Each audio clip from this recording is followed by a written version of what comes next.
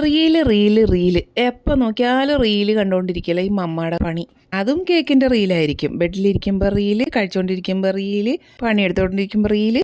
ഈ റീല് മാത്രം കണ്ടുകൊണ്ടിരിക്കാണ്ട് ഞങ്ങൾക്ക് എന്തെങ്കിലും ഉണ്ടാക്കി തന്നൂടെ എന്നാണ് എൻ്റെ മോൻ ചോദിക്കുന്നത്. പുതിയ പുതിയ ഡിസൈനും ട്രെൻഡും ഒക്കെ മനസ്സിലാക്കണമെങ്കിൽ റീൽസ് കണ്ടാലേ പറ്റുള്ളൂ. അതിനും അമ്മക്ക് എവിടെ ഓർഡർ? ഇനി ഓർഡർ വന്നാൽ തന്നെ കസ്റ്റമർ പറയുന്ന ഡിസൈനല്ലേ ചെയ്യാറ്. പിന്നെ എന്തിനിങ്ങനെ റീല് കാണണേ? ഈ റീല് കാണുന്ന നേരം കൊണ്ട് ഞങ്ങൾക്ക് എന്തെങ്കിലും ഉണ്ടാക്കി തന്നൂടെ?